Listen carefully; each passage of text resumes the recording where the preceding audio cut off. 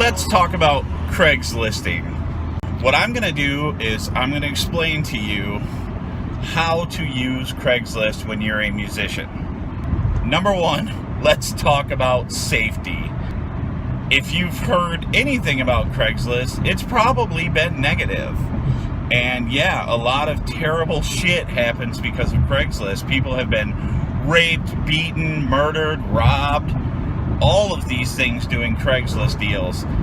But if you're not stupid, the odds are pretty slim that that's going to happen to you. So step one to being safe on Craigslist is to just meet in a public place. Do not have people come to your house. Do not go to other people's houses. In general, I try to meet people at a Walmart. Now, the reason I do this is because, A, there is a fucking Walmart everywhere. There's a million fucking people, okay? So the odds that somebody's going to beat you to death in the parking lot decreases. It's not eliminated because people get beat to shit in Walmart all the time. But the other reason I like Walmart is because Walmart lets people with RVs and campers stay in their parking lot. And they have on some of the light poles at every Walmart I've ever been to, on some of the light poles, there are electrical outlets. So when you're specifically dealing with musical instruments, you can plug in an amplifier to an electrical outlet on one of the light posts, and you can actually try out the equipment before you make a deal. Here's how you get the good shit. Number one, be realistic, okay? You are not going to trade your Epiphone for a Gibson. It's not going to happen. Trade your Epiphone for a nicer Epiphone, okay? The secret is to always trade up, unless you have an item that you absolutely have to have, you want it, or you need it. In that case only may you trade down. Otherwise, you always trade up in monetary value. You have an Epiphone Dot, okay? And what you do is you put it out there and you just offer it for trade and see what you get in response. And if you get something worth more money than a Dot, like maybe you get offered an Epiphone Les Paul, okay? That's a small upgrade. Take that trade. And then you trade that Les Paul to some guy with a Mexican Telecaster because he really wants a Les Paul, but he's got this Mexican Tele that he hates because it doesn't have humbuckers and he can't fucking play metal riffs on it. Okay, so you trade your Epiphone Les Paul for a Mexican Fender Telecaster. Okay, now you have decent trading fodder. Okay, and then you just keep working your way up, and you don't necessarily have to trade for guitars either. Remember that. You know, sometimes you can trade for an entire drum set or like a bass or a bass rig, bass amp, a guitar amp, but always trade up. Let's talk about the guitar I got the other night. I had a Strat, a Mexican Strat, and a Mexican Telecaster, okay? And I traded the Strat to a guy for the PRS because I thought that I could get a little more trade value out of the PRS. Plus, I just kind of wanted to try one. I've always hated people that played Paul Reed Smiths. I don't know why. They're just douchebaggy. Just something about those guitars. They just reek of fucking douchebag, alright? If you have, you can have a $5,000 Les Paul and a $2,000 PRS, and the guy with the PRS will still look more douchebaggy than the guy with the Les Paul. You know, I traded the Mexican Tele, which was a nice one. It was a Baja. So I traded that and the PRS to my friend Alvin for a Gibson SG Standard. I already had a Gibson SG, so I don't need an SG. I don't need another one. So I decided to trade that off. So I traded that to a guy for an orange dual terror plus $300 in cash. So basically, the orange dual terror sells for $500 to $600 cash. Trade value maybe higher, okay, right? Trade value. That's something we're definitely going to talk about. So anyway, I got the dual terror and $300 cash for the SG. Now the Strat and the PRS, I had a little over $500 total wrapped up into it.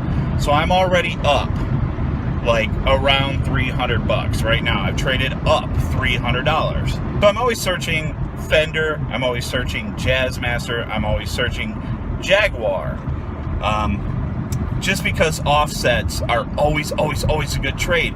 If you can get a Jazzmaster or a Jaguar, you can fucking always get what you want out of them. You're never going to trade down on those things.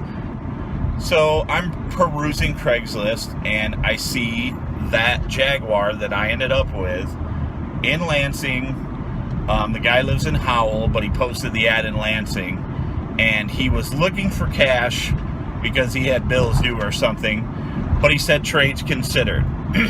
So at that point, it's open fodder for me, all right? Okay, you said trades considered, so let's just hit him up. So I shoot the guy a text, and I say, hey, you know, here is my orange dual terror. I'm really interested in your Jaguar. Would you like to make a trade? Now, the important thing to do there is don't just tell them you have an orange dual terror. Take a bunch of sweet-ass pictures. Take the best pictures you can, okay? Include pictures, like right away, because saying you have whatever piece of gear you have might get their attention. But showing it to them, like putting the carrot on the rope and hanging it in front of the horse's mouth, so to speak, that works out in your favor, trust me. So anyway, I text the guy, and he says he's interested, but he's on his way to Pittsburgh right now. So 3-4 days go by later, and the guy emails me back, and he's like, hey, do you still have that orange? Or he texted me back, excuse me, and he said, hey, do you still have the orange? I said, yes, absolutely. You want to trade? He said, yeah. And here comes the next piece of information about Craigslist. You have to be willing to travel, okay? If you're like, oh, I got no money and I can't drive out of Battle Creek, you're going to lose 80% of your trading ability, okay? Be willing to travel, and I'm talking be willing to travel a long way to get the right deal. You know, I have driven to Marion, Indiana. I've driven to Chicago. You know, I've gone to Indiana twice now for Craigslist deals. I've gone to Chicago once. I've gone to Detroit more fucking times than I can count. And I meet a lot of people in Ann Arbor, Saline, Lansing.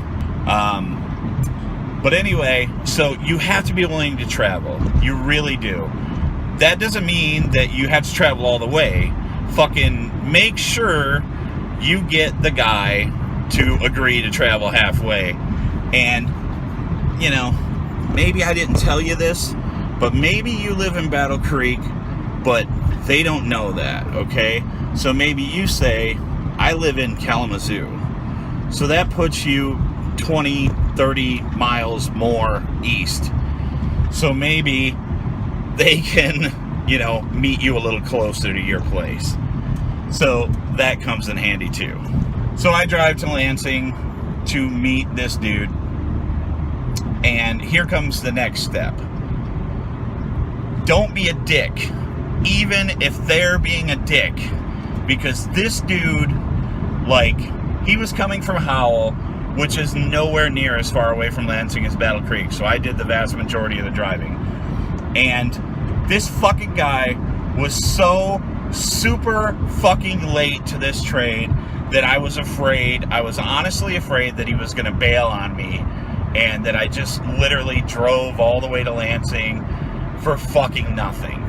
But, you know, here's the thing. Even though I was pissed, I was texting with the guy, and I was still being cordial. I'm still saying, hey man, what's going on? You know, everything okay? Didn't get in a car accident, did ya?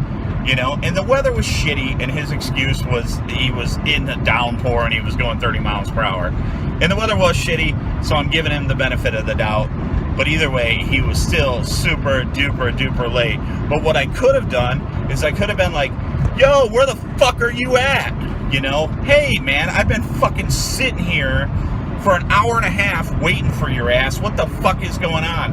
And the dude could have been just like, well, fuck you. Peace out. I'm going home. And then I would have wasted a trip. So, don't be a dick. So, anyway, right now, like, if we go for an average price, then that means I have I've almost doubled my initial investment now. I've just shy of doubled it in the course of 1, 2, 3 trades. So now I could sell that guitar and have cash. Okay, if you really want to fucking own Craigslist, to just absolutely dominate at all things Craigslist, there's 2 secrets. Okay? Secret number one, have a fat fucking stack of cash. Green money. Because 90% of Craigslist is trading. But 90% of the people on there would really rather sell the shit. So, if you have cash on hand, you can get insane deals. Now, the second secret, which also has to do with having money, which I am not great at, because I'd like to think it's because my moral compass is a little bit higher than that of some. Maybe not. Maybe it's not a moral compass thing. Maybe I'm just a pussy. But let's take, for example, my friend Casey. Sorry, Casey, if you're watching this. But Casey's fucking moral compass when it comes to Craigslist goes right out the fucking window. And I wish mine would. And what I mean by that, and the second secret here to having money to buy shit on Craigslist, is lowball everyone. Even if they fucking tell you not to lowball them, lowball the shit out of them. Anyway, like, okay, the first thing you have to do is have the number that you'll be okay with. That's your high number, okay? Let's say, you know, you want to fucking buy a guitar, and you know that the guitar is worth $800, so you really don't want to go over $600, okay? So, you know that 6 is your high number, and if the guy wants any more than 6, that you just don't even want it. So let's say, you know that guitar is worth 8, but you only want to pay 6. You offer 4, and the guy's going to be like, are you fucking kidding me? But you offer really nicely. You say, hey, listen, I understand if you don't take my offer here, but I just got to put it out there. Listen, right now I have $400 cash. Would you be willing to take that for your guitar? That guy's going to send you back a letter. He's either going to tell you to go fuck yourself, which will happen, or he's going to send one back and say, no, I can't do that. And that's all he'll say. At which point you kind of might know that he really just wants $800. So you can email him back and say, well, what would you take again if you'd like? But what normally happens is the guy will email you back and say, no, the lowest I could go is $550 because I have to put new brakes on my car. All right. So then you email him back and say, all right, well, let me see what I can do. And you already know that you have $600 that you were willing to spend, so you know you got it. But you don't fucking just tell him that. You say, all right, let me see what I can do. And then you wait, hour, whatever, get back to him again. Yeah, man, I can come up with $550. Let's do it. When can we meet? You now have an $800 guitar for $550. And that's worth your time. That's worth your effort. Now, I don't know if this shit is already all completely obvious to people, but I don't think it is, because I come across people on Craigslist all the time that are just doing dumb shit. And, you know, it's not going to get you anywhere. Do not offer giant fucking package deals.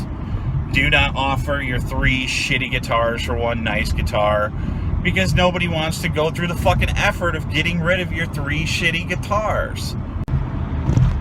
Now, the reason that you don't want to email the guy back immediately when he tells you $550 and you're like, okay, I got it. Now I know I got this guitar because I got the money. You're excited. You want to email it back and go, fuck yeah. All right, I can make it happen. Let's do it. The reason you don't want to do that is for the simple fact that you might scare the dude into not selling you the guitar for that much money. And what I mean by that is, if you're like, okay, I got it. If he gets that email right away and he's like, this motherfucker, he just lowballed the shit out of me, offered me $400, definitely has more than $400 in his pocket because he emailed me right back to say, yeah, I got $550. So maybe he's just going to get a little pissed off or freaked out, and he's going to email you back and say, look, dude, on second thought, I don't really want to sell this for that much. So don't scare him away. And really, that's about it. I mean, that is the secret to Craigslist. The only other thing I can say is, be patient. Don't just take the first fucking offer that comes your way. Wait around. Sit on shit for a little while. Don't get the gear syndrome, the new gear syndrome, where you're just freaking out and you have to have new shit. So, yeah, I guess that's all I have to say about that. If I think anything else, I'll add it in. If you have any tips, tricks, or comments, you can put them in the comments below. Okay, I just dropped off a pack of guitar strings to my buddy Jeff, who plays guitar and sings in my band. And he thought that I should mention, told him what the video was going to be about today, and he thought I should mention to you the fact that my band has concocted an entire story with me being, in fact, a Craigslist killer because of the amount of gear I go through and my hunger for new equipment. And the story basically goes that all the music gear I've had in the past few years, I've never really traded away or gotten rid of or sold. That it's all in a little room hidden in my house, so nobody knows I still have it. And that the trades are just an excuse for me to kill. It's ridiculous and funny, but I am the brunt of a lot of jokes in my band. That is the best part of being in a band with your friends, is the fact that all we do is rip on one another, basically, and tell dumb stories and talk about movies and music. And if I gotta be the brunt of a joke in order to make 3 other guys laugh their balls off, then I'm okay with that. Take it easy, guys.